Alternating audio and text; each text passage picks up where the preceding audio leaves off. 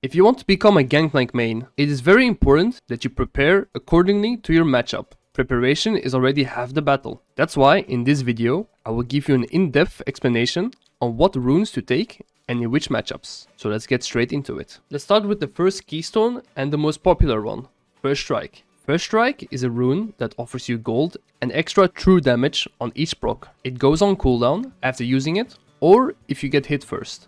It's great for poking your lane opponent with during the laning phase, though it's not really spammable, because once it goes on cooldown, there's a really long downtime before you can proc it again, which usually means you have to play passive until it comes back up. What this means is that you don't want to be over aggressive with this rune.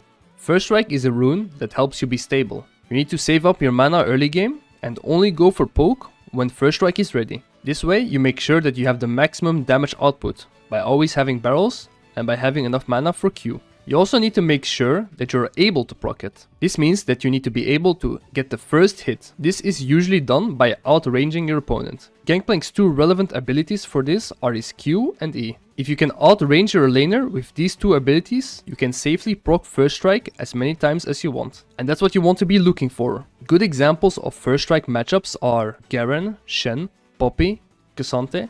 And great examples of matchups where you shouldn't go First Strike is Vayne, Kayle, Teemo, Quinn.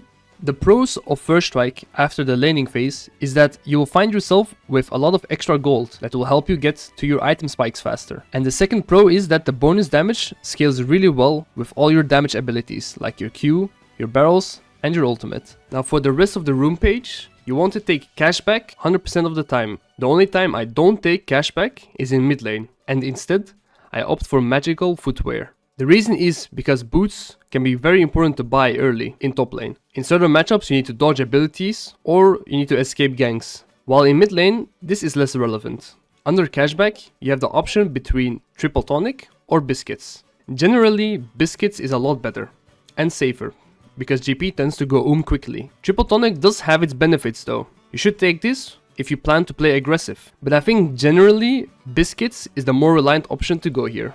And in the last row there's the option between Cosmic Insight or Jack of all trades. The only thing that matters here is that you should know before loading into the game what starting item you will buy. If you plan to start with D-Blade, you should take Jack of all trades because you get 3 stacks immediately off the start. And if you plan to take D-Shield, you should take Cosmic Insight. It's also worth to note that with D-Blade and Jack of all trades, if you recall early, around 600 gold, you should buy Boots and Glowing Mode. That way you activate the rune and you get the 10 extra adaptive, which is basically an extra longsword. For the secondary page, you have a lot of options. Most Gangplank players take Resolve, and then Second Wind or Bone Plating for the laning and Overgrowth. You can also take Conditioning if you plan on scaling, and Demolish if you plan on playing aggressive and split pushing. The Precision tree is also a very good secondary. There you can take Absorb Life, Legend Haste and Cut Down. As a third option you have Domination if you want to play a little bit of a Gangplank style. Here you can take Taste of Blood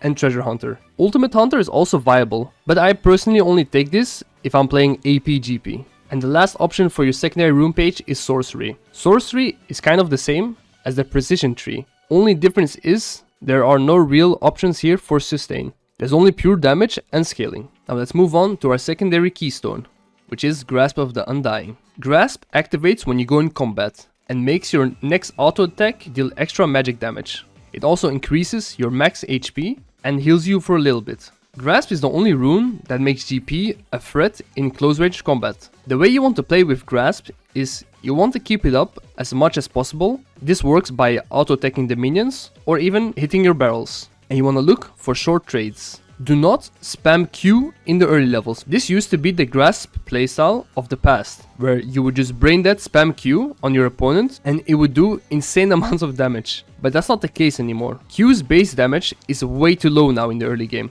and the mana cost is also way too high. Instead of doing this, you want to look to trade with your passive. This usually works best after hitting a barrel combo. By slowing them, you can walk up, hit them once and run back. This is a good and effective way to trade. Grasp is mostly meant to be taken into bruiser matchups like Wukong, Aurelia, Fiora, the type of champions that are constantly looking to fight you. The damage and tankiness of Grasp can really catch your opponent off guard, because they don't expect a Gangplank to be this tanky. Often this makes them take really bad trades or even lose all-ins that they thought they would win.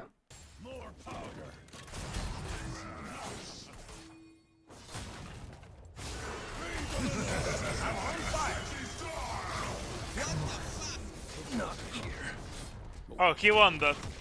Okay, wow. He actually won that. Level behind as well. After the laning phase, you will find yourself with a lot more health than usually, which is very nice. And this makes you kind of a frontline for your team later on in the teamfights. The runes below Grasp are Demolish, Bone Plating or Second Wind, and Overgrowth. For the secondary page, I highly recommend to only take Inspiration with Biscuits and Jack of all trades. Biscuits is nice because you're looking to poke a bit with your Q early, once you put 2 points into it. And Jack of all trades works really well with Deep Blade. Now for the last keystone, we'll talk about Fleet Footwork. Fleet stacks up by moving or attacking, and then when procced, grants you movement speed and healing. It doesn't do any extra damage. It's a pure sustain based rune. Fleet works amazing on Gangplank because you can proc it with Q, and it allows you to stay in lane almost infinitely, which means you can never get bullied out. The movement speed is also great. It helps you be very tricky, you can move around faster than usual, and helps you dodge skill shots or escape ganks. The matchups meant for Fleet are usually the common ranged matchups like Vayne, Quinn, TF. For the secondary page, my preference with Fleet Footwork is Sorcery. You're basically guaranteed to scale for free when going this rune, so anything that gives you free scaling works really well here, like Transcendence and Gathering Storm. That somewhat covers all the viable runes you can take with Gangplank. This season there's a lot of possibilities and variations you can take with your runes. These are kind of my personal setups that have been working really well for me. I advise every Gangplank player to try out what works best for them. You can always freestyle a bit and adapt the runes fitting to your own personal playstyle. That's it for the runes. Leave any questions in the comments if you have them, and thank you for watching.